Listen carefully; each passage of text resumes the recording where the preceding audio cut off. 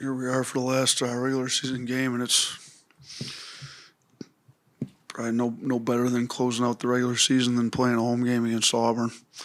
So we a lot going into it. Obviously, we hadn't lost in the month of February. We dropped the road game at Georgia, so without it even being Auburn, there should be plenty of motivation and edge about us coming off a loss after winning 8 straight throughout the entire month of February. But the fact that it's Auburn should create a little bit more edge to it. The fact that there's seeding that goes into it. We need SEC tournament seeding, NCAA tournament seeding. There's a lot that goes into this game. And then it's also senior night, and 3 of the best kids I've ever coached as far as leadership, attitude, winning intangibles. Trelly's been with this program now 3 years. We've been to a Final Four and an Elite Eight. Only school in the country those last 2 years to play in both. Houston's, been with us 2 years now. He's one of the best kids you'll ever meet. He's contributed a lot, even when he was redshirting last year, to the culture of this program these last 2 years. And then Noah's just had an unbelievable attitude throughout everything, even not playing maybe as much as we all would have thought and hoped. But he's as into winning as anybody on this team. And it's hard to win when you have role players that are discontent with poor attitudes. He's the exact opposite. He's great teammate, great attitude, does everything he can to help us win no matter how many minutes gets in. So a lot of respect for him and honestly all 3 of the seniors. So it's going to be a great environment, as it always is with us in Auburn. They're should I look there? They got the number 2 strength of schedule. They played more quad 1 wins or more quad 1 games than anybody in the country. We're number 1 strength of schedule again, like it's typically been here recently, and they're number 2. So they've done a really good job putting together a tough schedule. They got some very good wins in their 16 quad 1 games that they've played, and they're playing for a lot too. So I just say to our fans, I appreciate the rivalry as much as anybody that probably didn't grow up in the state of Alabama does. Like these, I don't like these guys. We want to beat them as much as we can beat them by every time we play them. That road win at their place last year on their senior night, one of my best wins we've ever had. I'm sure they're trying to repay us for it. But I just ask the fans to remember that we are Alabama, that we show class here.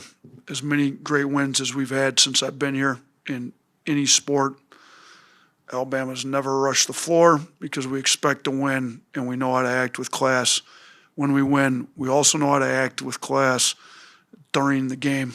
So let's make sure that the cheering, while we despise Auburn, let's be respectful in our chants, cheers, and everything tomorrow in the game. We can be as loud as anybody in the country. We can be the best fans in the country and still be respectful, and that's what I'd expect out of our fans. So, as far as the game itself goes, they played us tight at their place. We were fortunate to get out of there with a win. They drew a bunch of fouls late. We got to do a great job guarding without fouling. Keyshawn Hall is about to break the record for free throws made in the season at Auburn. He does a great job getting fouled. We've emphasized it with our guys. We got to do a really good job guarding him without fouling. Obviously, Pettiford's super talented. We got to guard him. And then they've got a lot of guys capable of going for 20, if you aren't on top of what you're supposed to be doing. And we just had one of those, at Georgia, where a guy went for his career high, and he's a very good player, but he's not a guy that scores 32 on a typical night. So we can't let these other guys that are more than capable get going. Keyshawn Murphy's had great games. Overton's had great games. You go down the list, they've got guys capable. So we got to be locked in on the defensive end. We got to keep our turnovers down. That was a major issue at Georgia's, points off turnovers, and we got to get our rebounding cleaned up. That's been an issue these last few games. So those have been our points of emphasis going into this game. How has Latrell kind of been a model for this team of coming back through adversity? Yeah, huge, because we've had so many injuries you look at, I mean, Houston's the only guy been available every game all year. And Houston went through it last year. So everybody on the teams had to fight through adversity, and some a lot more than others. Trelly probably at the top, outside of Bediako's situation. Trelly's probably had to fight through more adversity than anybody. And the fact that he's playing his best basketball at the end of his career, at the end of the season, after everything he's gone through, all the injuries he's had to face, coming back off an Achilles tear, and then just having all kinds of random stuff he's had to fight through. I've used him as an example. I'll probably use him as an example for a long time in my coaching career about you just stick with it, be about the right stuff, show up to work every day. We talk about being blue collar. Well, as a basketball player, that's showing up and doing what you're supposed to do. And when you're injured, you show up, you work out with the trainer, you get with Henry. I mean, if you look at Trelly, his body looks great. I mean, he used the time he was rehabbing to really transform his body as well. And then, he expected to be ready to play right away, sometime in November, and it just didn't work out that way with all the injuries. So he really didn't start playing his best basketball till February, which he would have loved to have played great basketball December and January. That God doesn't always, answer our prayers in the way we'd want him answered, and he's just stuck with it, had a great attitude. He and I have traded Bible verses. I sent him different devotionals, I've read. People have given me quotes in James, quotes in 1 Peter. Like, he's just, to me, he's a guy that's gone about it the right way, shown frustration at times behind the scenes in the practice gym a little bit, but we're humans, we're emotional, and nobody wants to see another injury come. So I just think the way he's handled all this stuff is just, he's a leader, he's speaking up, he's talking, he's able to do and say what he's doing right now because he's exemplified what it looks like to fight through adversity. You mentioned Tuesday needing to be kind of a wake-up call after that performance. Just in the extra day that y'all had from a Tuesday to Saturday game, what kind of response have you seen? Look, we gave them Wednesday off. We wanted to make sure that they got their bodies right, minds right. We weren't going to come in. We took a little bit different approach. Usually we come in, do a full cleanup, everything we did wrong. I did a little different this time. I came in Thursday morning after our off day Wednesday and decided to just show, and I'm trying to be positive when I can, but I also, there's constructive criticism you need to have with the guys, and we're very good at that around here when need be. But we took a different approach this time. Let's show them clips of them doing well, what we need to do well moving forward. So we've struggled to rebound. Well, let's show them they're more than capable of rebounding at a high level. Let's go all the way back to, how good was Taylor in that St. John's game? Unbelievably great. I mean, showed a side of him that nobody knew he had. And then he's had to go through some injuries. He's fighting back. He's trying to get back in great shape. He's back healthy, but he's gotten out of shape a little bit when he wasn't able to practice and get back strong in the weight room. Let's show him. Let's show all the guys like making tough rebounds. We've got to take care of the ball. Let's show us making the right plays and in the same settings where we turned it over. So we just, Coach Adams on the defense, Coach Fleming and Coach Bowman on the offense. Preston's kind of taken over, like we call it our possession game, which rebounding, turnovers on both sides of the ball, like show a, defensive playmaking edit of us making plays, turning people. Because I did think that was a positive against Georgia. We did make defensive plays. We were turning them over. We just had too many pick six turnovers going the other way. So we tried to show them what we need to do to be better moving forward and clips of them being elite at it throughout the course of the year. So I think we got and then practice Thursday was solid. I thought today was great. I thought they came in really with some pop, looking like, had an off day, got back in, had a good solid day Thursday and really ready to go today. So really pleased with where their heads were at today.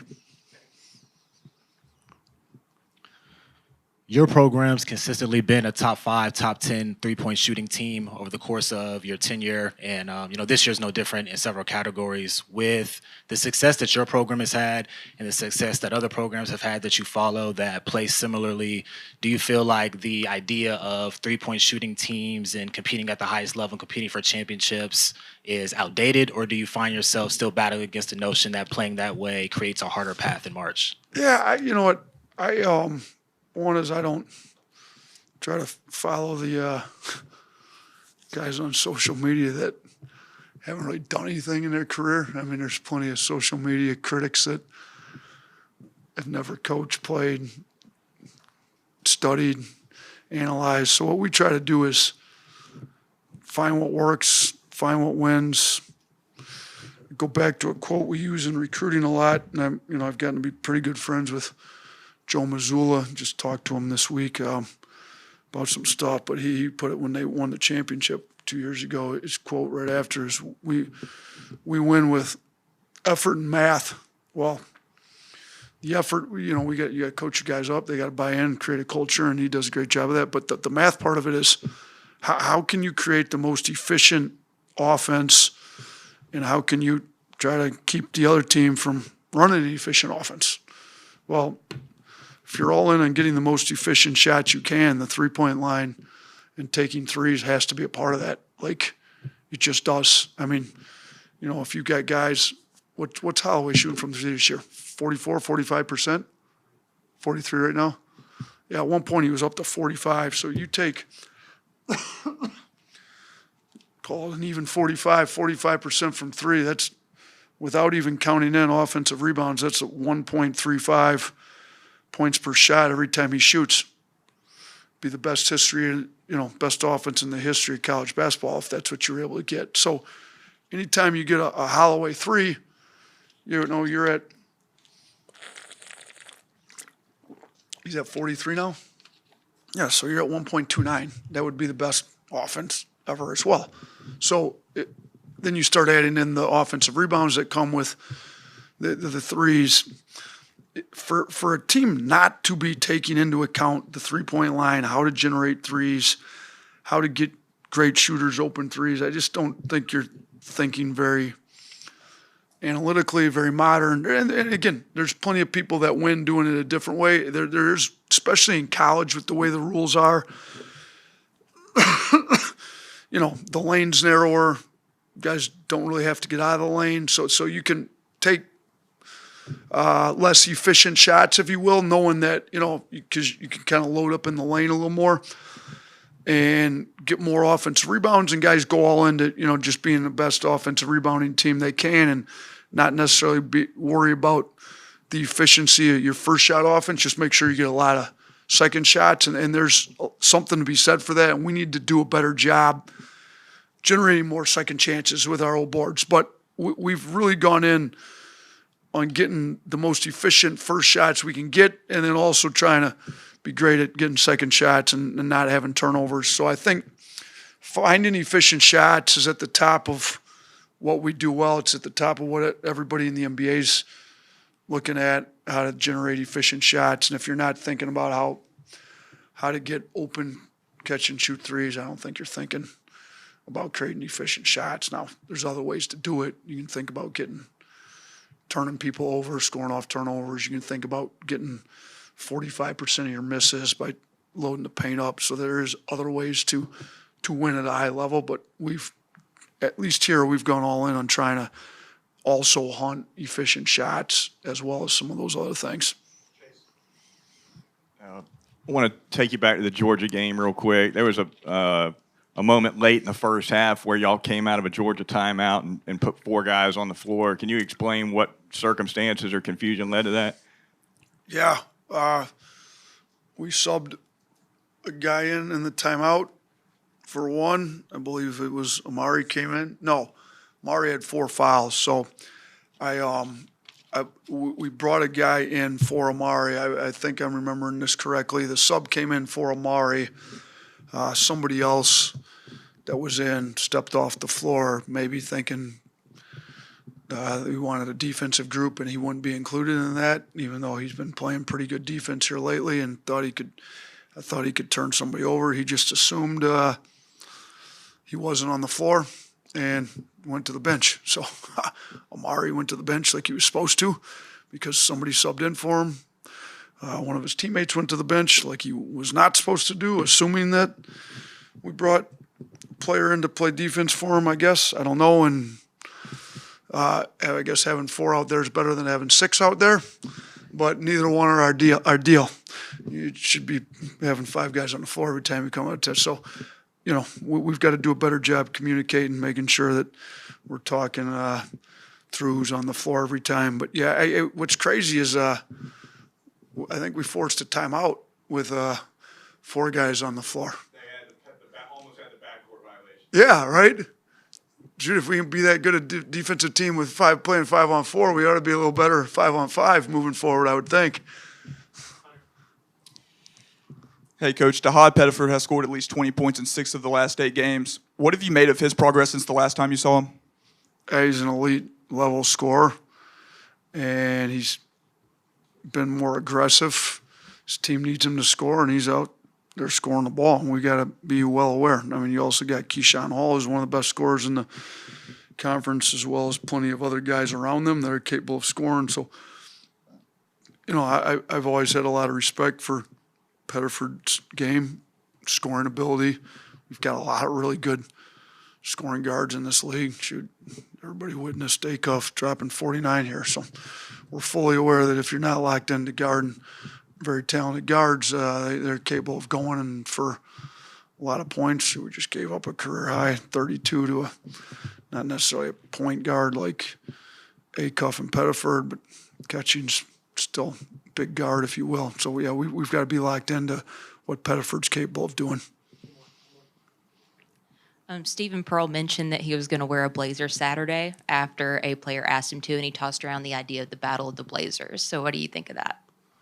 I think he looked great in a blazer. I like. I just saw an article on Pat Riley in a suit, and you can go look it up in The Athletic. Pretty good article. So we'll see if he actually wears it. I didn't know he was considering that. Didn't hear that. So yeah, he looked great. Tell him put the orange blazer on like his dad used to wear at Tennessee. Maybe his dad still got one he can borrow from his Tennessee days. Yeah, just what's the biggest key for this game that will translate to success in the SEC tournament? Yeah, I think it's our intensity and focus on the details that it takes to be a great defensive team. We've proven to be one of the best offensive teams. We've been top 5 in offensive efficiency, adjusted efficiency every year the last 3 years.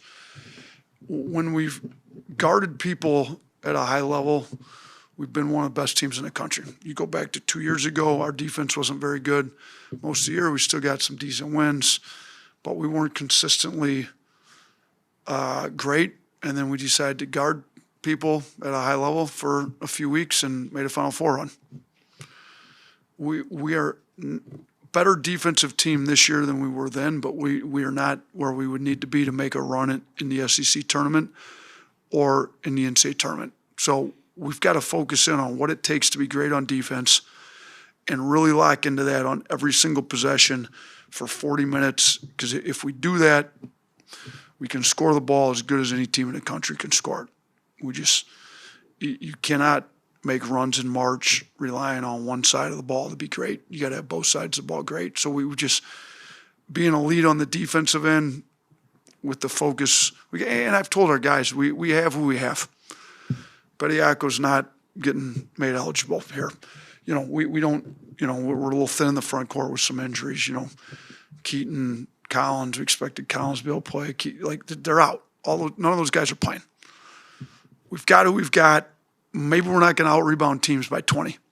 We've got to do a better job, tightening up the rebounding gap. Maybe we even lose the rebounding battle by a few. We can't continue to lose it by 17 and 10 like we've just done these last 2 games and expect to be able to continue to win at a high level. So, but we've got who we've got. We've got to lean into who we've got, and what we can be is an elite perimeter defensive team that doesn't get beat, that can make more defensive plays, that can turn people over a little more, and and we've got to buy into what we've got and how we can be great in what we've got. And if we do that, we got a chance to make a run. And I like where our team's head's at, and I think we'll be better that way. But yeah, we've got to be a great defensive team here in March.